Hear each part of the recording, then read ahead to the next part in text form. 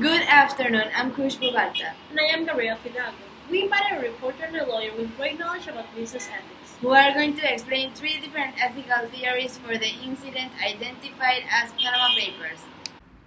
Panama Papers consisted of a law firm and several companies and banks that were involved in transactions and financial operations with the aim of reducing and/or evading taxes and expenses. Millions of documents were leaked from one of the world's most reserved companies, the Panamanian law firm Mossack Fonseca. This incident provoked an investigation of the Panamanian government as well as of foreign institutions and governments to deepen in these facts. The main problem we will discuss today is how this scandal affected the image and credibility as well as the transparency of Panamanian banking. We will start with ethical egoism. Could you please relate this theory with the scandal? Yeah, sure. The right thing to do in ethical egoism is to maximize own self-interest, and the wrong thing is to undermine it. I will take Plato's story to explain this. He wrote the myth of cages that explained how a shepherd found a ring that granted him for being invisible. He used this power to seduce the queen and kill the king for his own interest. This relates to Panama Papers because very wealthy individuals used tax havens to hide their wealth, maximizing their own self-interest. These powerful people show a natural, selfish preference for being unjust if they can get away with it, but always trying to hide this impression for the world. As they act only for their own interest, it is unfavorable for them that others act the same way, because this would mean more ethical egoists in conflict. So, this explains that the powerful people involved did not think about their actions affecting the image and credibility of Panamanian banking. Exactly.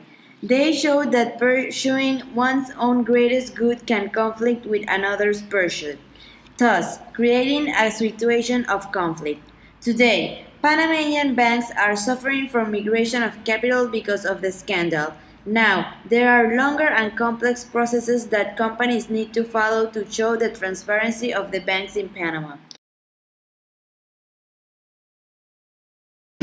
Sí, ok. Tras los Panama Papers, el problema principal que presentan los bancos panameños es que muchas instituciones financieras internacionales e inversionistas no desean hacer negocios con los bancos panameños, primeramente porque temen verse envueltos en algún tipo de escándalo referente a fraudes fiscales, etc.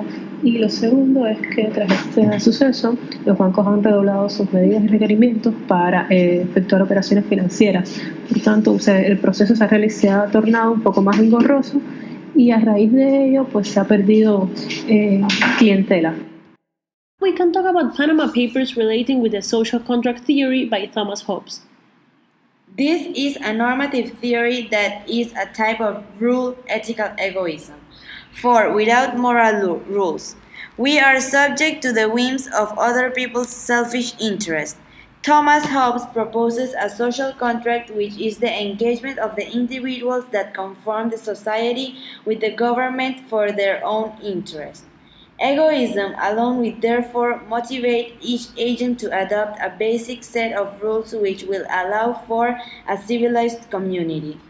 Because of the scandal of Panama Papers, the government has created a law in which it demands banks to go through a longer process to make sure that companies that are accredited in Panama cannot have shares without having registered first or without appearing the shareholder who is actually paying.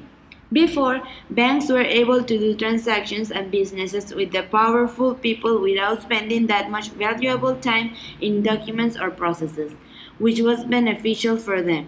Now, they do waste more time, but this is for their own self-interest, because these actions will help clean its image and promote its credibility.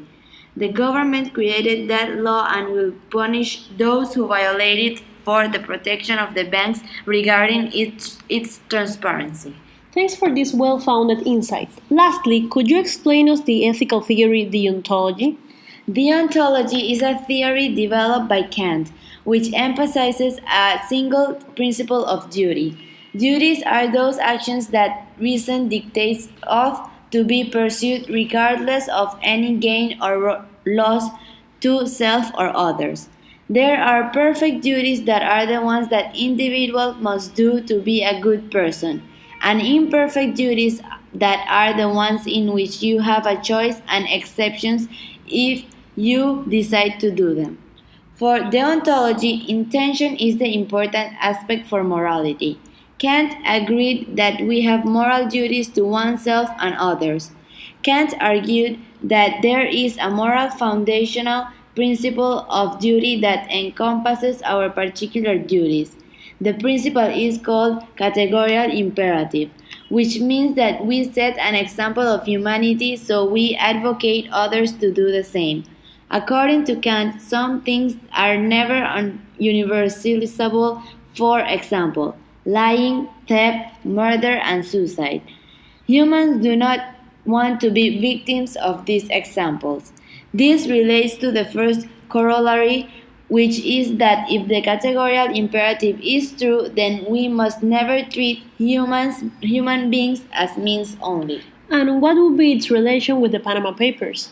Thinking about this statement, corruption would be included with other non-universalizable aspects. People do not want to be victims of corruption. The leaked documents in the Panama Papers scandal show how the law firm Mossack Fonseca helped clients launder money, evade sanctions and taxes. Most people do not use illicit methods to favor themselves, following their duties as citizens, in contrast to what the powerful people in the scandal did. The Panama Papers scandal showed the bankers were following their duty of making businesses and transactions without high taxes. Their perfect duty was to follow the law stipulated regarding no taxes in businesses in Panama.